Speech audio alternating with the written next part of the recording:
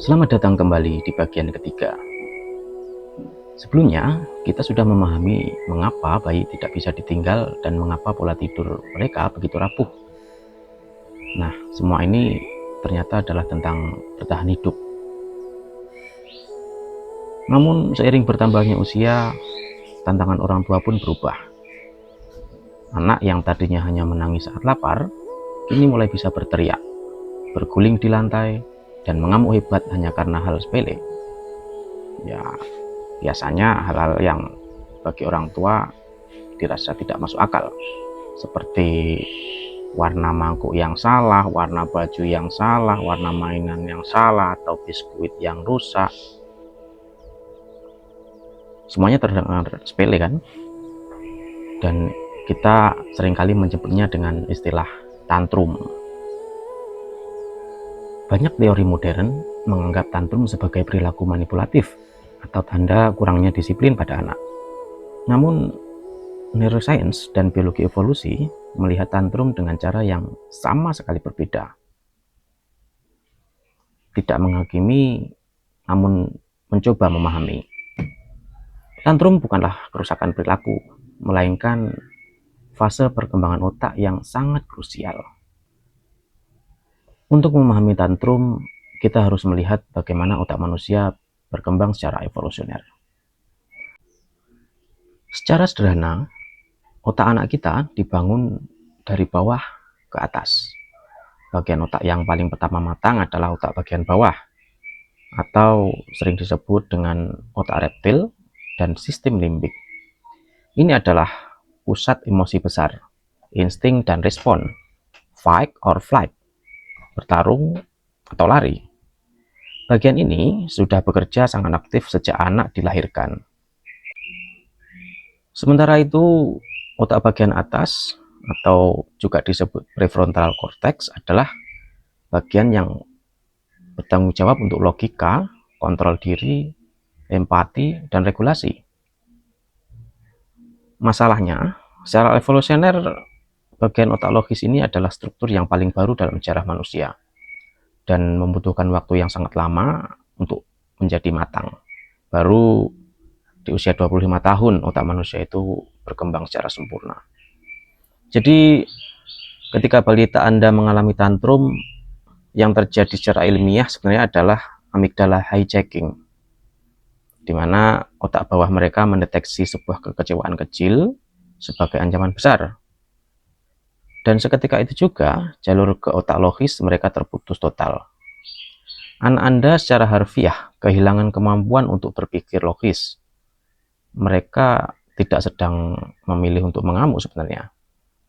Hanya saja otak mereka dikuasai oleh badai emosi yang belum bisa dikendalikan oleh otak mereka sendiri. Lantas, mengapa alam semesta mendesain anak-anak melewati fase yang melelahkan ini? Ya, anak-anak sebenarnya juga lelah dengan fase ini karena itu akan menguras energi, otak dikuasai oleh otak emosi, sehingga tentu saja selain menguras energi juga menguras emosi begitu.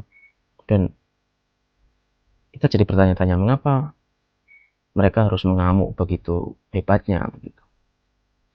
Mari kita kembali ke lingkungan masa purba, di mana manusia hidup berburu dan meramu. Di alam liar yang keras, ekspresi emosi yang kuat adalah alat komunikasi vital bagi makhluk yang belum memiliki kemampuan bahasa yang matang. Dalam hal ini anak-anak. Jadi ketika seorang anak purba merasa frustrasi, lelah, atau tertekan karena bahaya, tantrum adalah satu-satunya cara mereka menarik perhatian penuh dari seluruh kelompok atau sukunya, atau yang paling kecil adalah keluarganya. Ini semacam memberikan sinyal darurat biologis yang seperti berbunyi, aku ini butuh bantuan loh, dan aku nggak bisa mengatasi ini sendiri. Selain itu, secara fisiologis, tantrum sebenarnya adalah mekanisme pelepasan stres yang sehat. Saat tantrum, tubuh anak melepaskan hormon stres seperti kortisol dan adrenalin melalui tangisan, teriakan, dan gerakan fisik yang intens. Anak sedang membuang tumpukan energi negatif dan ketegangan dari sistem saraf mereka. Jadi itulah mengapa setelah tantrum dan kemudian ditangani dengan tenang, anak biasanya akan tampak sangat rileks, tenang, dan bahkan siap untuk tidur. Jadi bisa dibilang tantrum ini adalah tombol reset emosional alami mereka.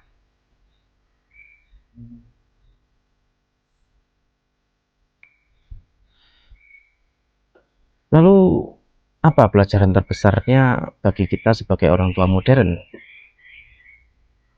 Kesalahan terbesar kita selama ini adalah ketika anak sedang mengalami tantrum menggunakan otak bawahnya yang primitif itu, kita justru meresponnya dengan otak bawah kita juga. Kita ikut berteriak, memukul, dan mengancam. Ketika dua otak primitif saling bertabrakan, yang terjadi adalah perang, bukan pengasuhan, bukan parenting.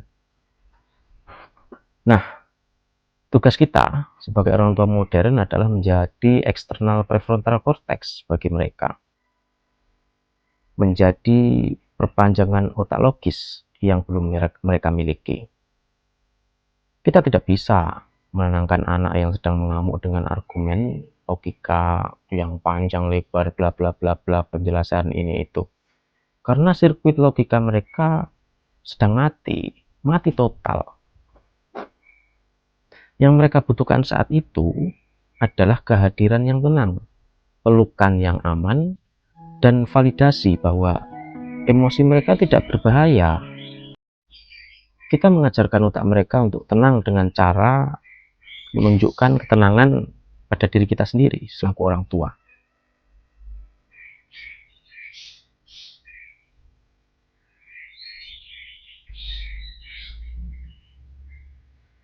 Menjelang penutupan video ini, saya ingin menyampaikan bahwa memahami struktur otak dan emosi membantu kita melihat tantrum bukan sebagai serangan kepada kita, melainkan sebagai jeritan minta tolong dari anak-anak kita. Namun yang kemudian menjadi pertanyaan adalah bagaimana dengan interaksi sosial mereka nanti? Mengapa anak-anak zaman purba tumbuh bersama dalam kelompok besar, sementara anak-anak modern seringkali terisolasi di rumahnya masing-masing? Bagaimana konsep allo parenting atau pengasuhan bersama membentuk mentalitas anak? Kita akan bahas tuntas peran lingkungan sosial purba dalam membentuk psikologi anak di part selanjutnya. Sampai jumpa.